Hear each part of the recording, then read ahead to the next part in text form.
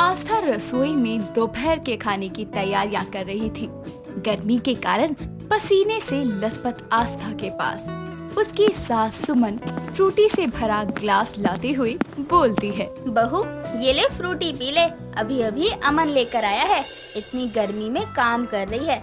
सच में एक तू है, इस घर की छोटी बहू होकर तूने पूरा घर संभाला हुआ है।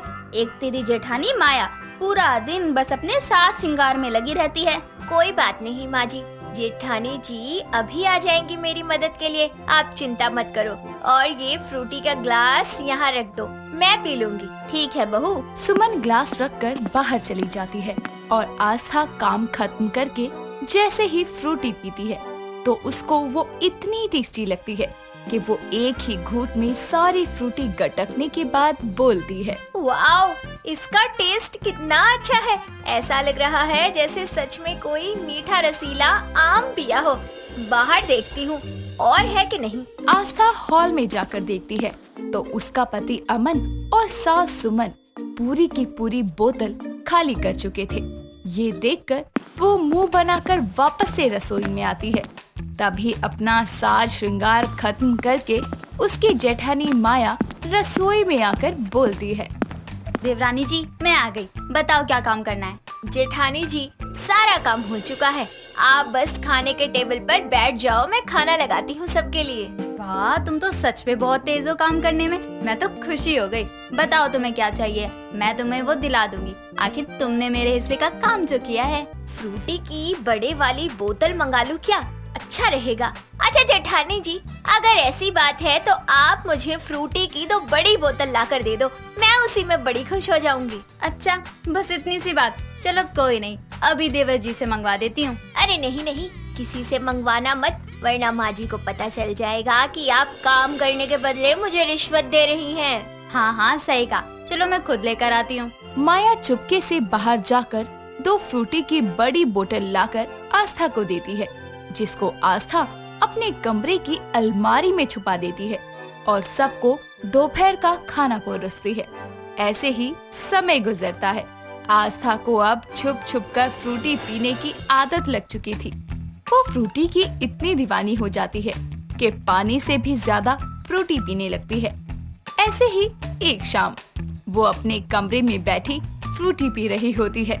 तभी अचानक उसका पति अमन उसको ऐसे छुप छुप कर कुछ पीता हुआ देखकर बोलता है, अकेले अकेले क्या पी रही हो, मुझे भी दिखाओ। अमन के आते ही आस्था चौंक कर अपना फ्रूटी का ग्लास छुपाते हुए बोलती है, मैं कुछ पी रही थी।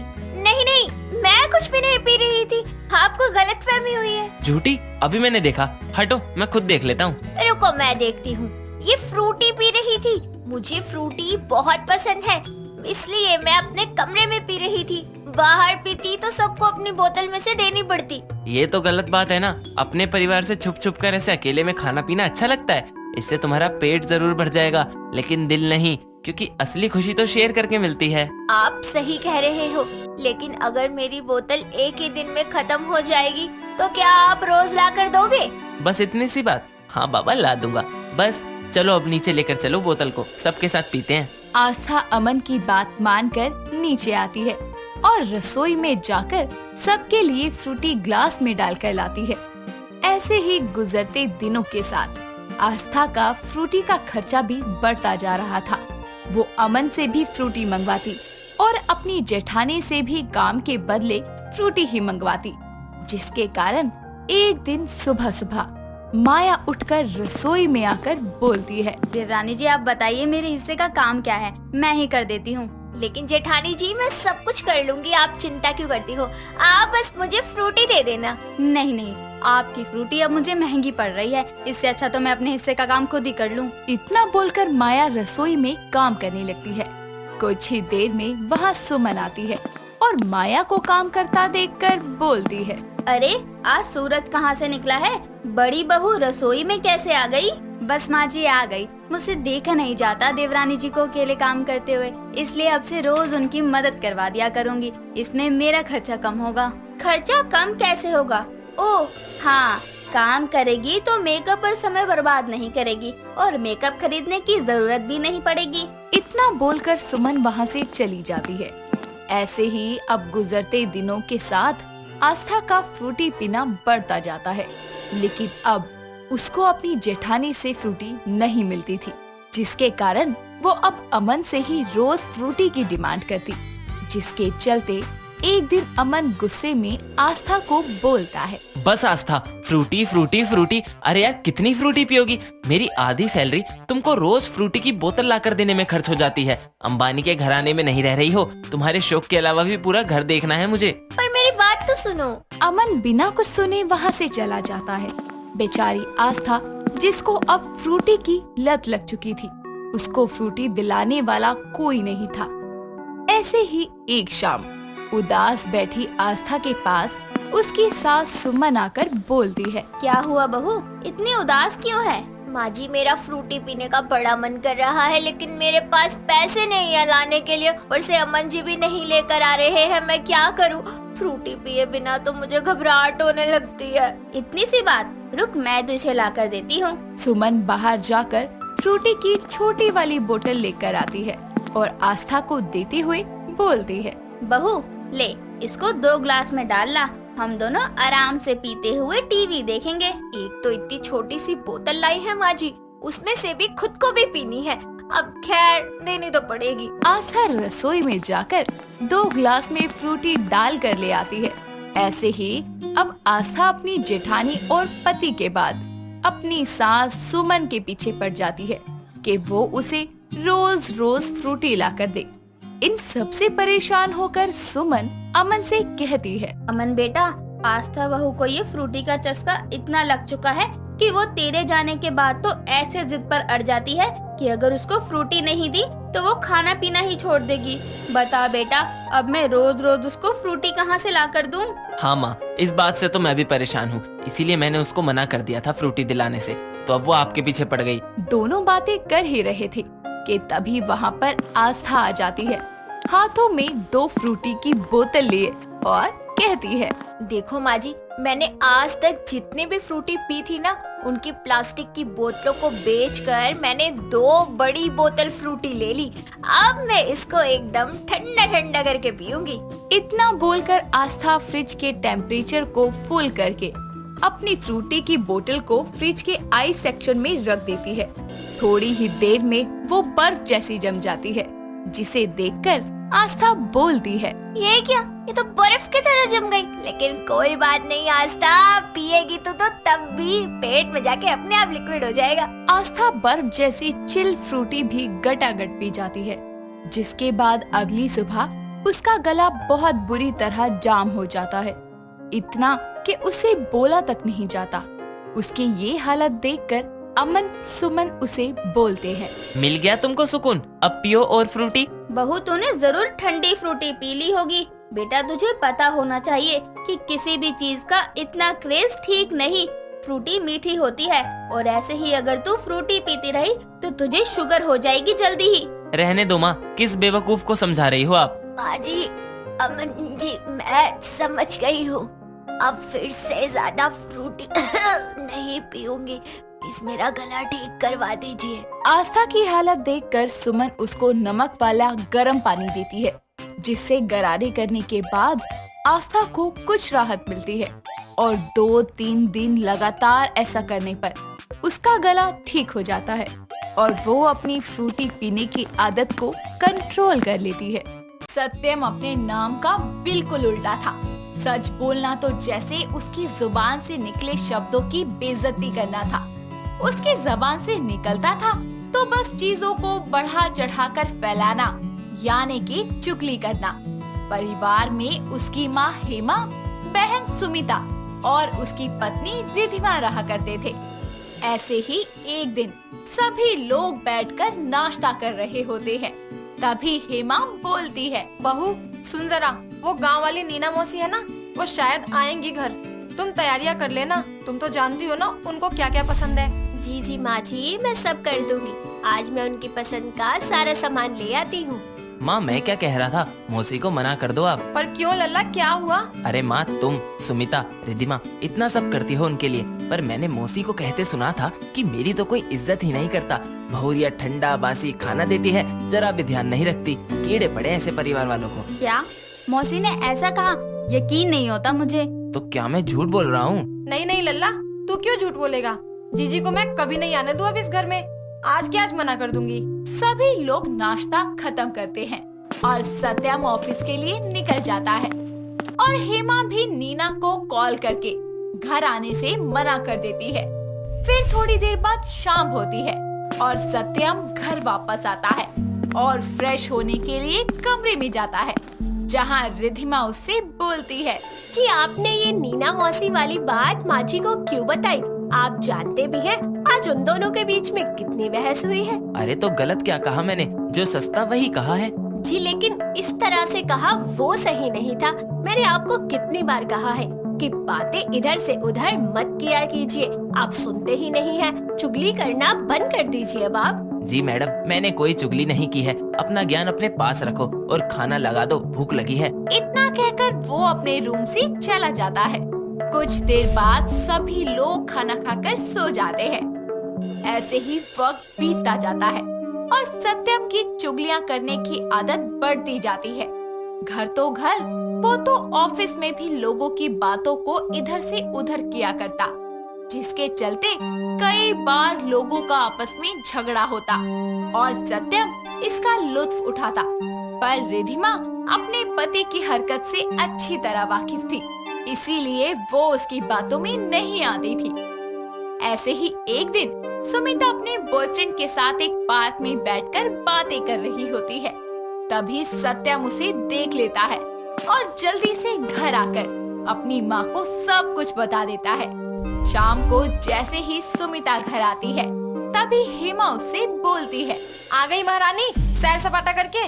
अरे माँ, ये क्या कह रही हो? हाँ हाँ सब जानती हूँ, तू आज फिर उस हमारा लड़के से मिलने गई थी। हे भगवान, माँ को कौन बता गया ये सब? माँ माफ कर दो, अब से ऐसा नहीं होगा। होगा तो तब ना, जब तू इस लायक होगी। इससे पहले तू कोई और कांड करे, मैं तेरे हाथ पीले कर दूंगी। अपनी माँ की बात सुनकर सुमिता उदास होकर अपने कमरे में चली जाती है और कुछ ही वक्त बाद एक अच्छा रिश्ता देखकर हेमा सुमिता की शादी करवा देती है। वक्त बीतता जाता है पर सत्यम की चुगली करने की आदत में कोई सुधार नहीं आता। ऐसे ही एक दिन उनके घर पर पड़ोस वाली रीता आंटी आती है और रिद्धिमा उनके लिए चाय नाश्ता लेकर आती है और उनके साथ बातें करने लगती है। तभी रीता बोलती है, अरे बेटा, तेरी सास तुझे ज्यादा परेशान तो नहीं करती ना? अरे नहीं नहीं आंटी जी, माँ जी तो मुझे सुमिता की तरह ही प्यार करती हैं। और तेरा हस्बैंड वो कैसा है? माँ का लाडला है या जोरू का गुलाम? जी सब ठीक है, ना वो गुलाम है ना वो लाडली है, परफेक्ट है मेरे हस्बैंड एकदम। चल बढ़िया, और बता कोई खुशखबरी है तुझे या तेरी ननद को? जी आंटी जी, अभी तो वैसी कोई खुशखबरी नहीं है, होगी तो जरूर बताऊंगी। वैसे बुरा न माने तो एक बात कहूँ, तेरा पति बहुत बड़ा चुगलखोर है। परसों उसने मुझे कहा कि वो बगल वाली कांता है, वो पूरे मोहल्ले में मेरी बुराइयां करती फिर रही है और मैं भी सत्यम की बातों में आ गई और मैं राशन पानी लेकर कांता पर चढ़ गई। लेकिन बाद में मुझे पता चला वो तो एकदम झूठ बोल रहा था, वो तो बल्कि तारीफें कर रही थी मेरी। माफ करना आंटी जी, उनकी तरफ से मैं आपसे माफी मांगती हूँ और आगे से ऐसा कुछ भी ना हो, इसलिए मैं माँ जी से इस बारे में बात भी करूँगी। कुछ देर यूं ही बातें करने के बाद रीता वहाँ से चली जाती है, पर दोनों की ये सारी बातें सत्यम सुन लेता है और खुद से बोलता है, ये आंटी मेरी शिकायत लेकर मेरे घर आई है और मेरी बीवी मेरा साथ देने की जगह उसकी हाँ में हाँ मिला रही है और माँ जी को बताने के बारे में सोच रही है। अब देखना मैं क्या करता हूँ। सत्यम बड़बड़ाता हुआ वहाँ से चला जाता है और रिद्धिमा भी अपने घर के कामों में लग जाती है। तो वहीं सत्यम मौका पाकर अपनी माँ के कमरे में जाता है, जहाँ हेमा आराम से माला जप रही होती है।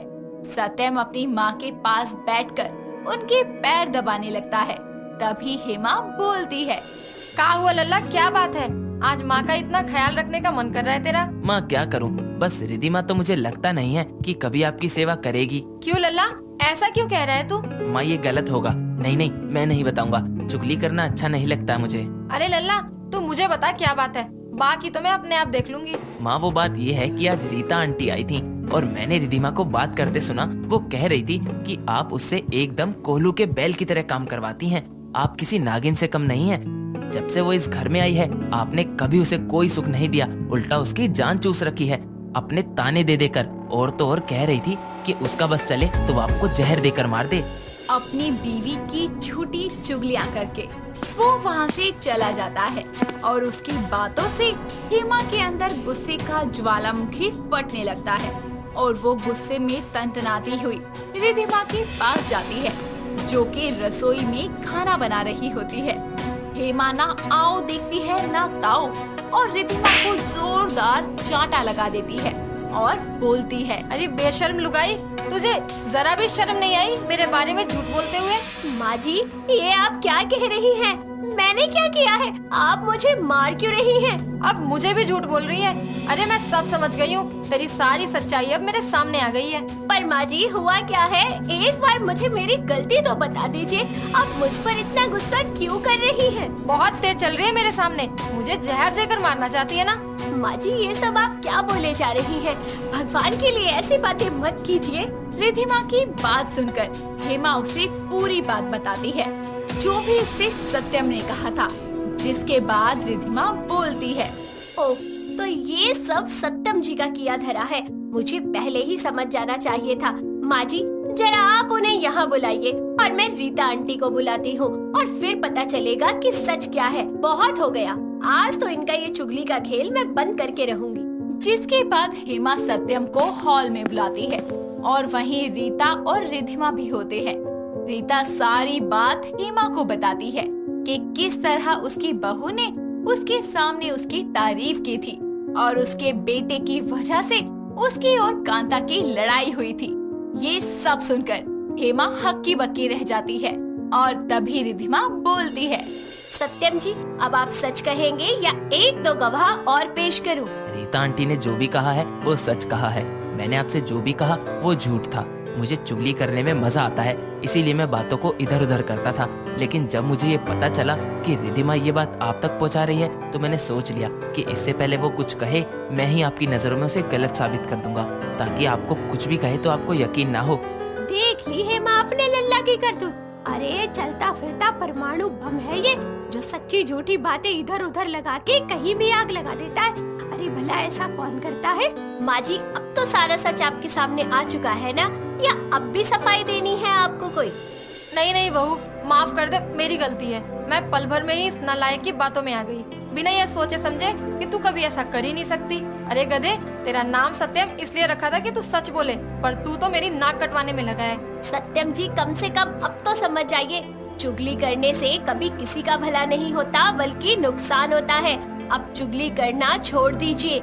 सभी की बातें सुनकर सत्यम का सर शर्म से झुक जाता है और उसे एहसास हो जाता है कि चुगली करना कितना गलत है। गुजरते वक्त के साथ सत्यम अपनी चुगली करने की आदत छोड़ देता है और अपने नाम की तरह ही सत्य बोलना शुरू करता है। दोस्तों, अगर आपको ये कहानी पसंद आई तो इसे लाइक करें, शेयर करें और कमेंट करके बताएं कि कहानी में आपको सबसे अच्छा क्या लगा।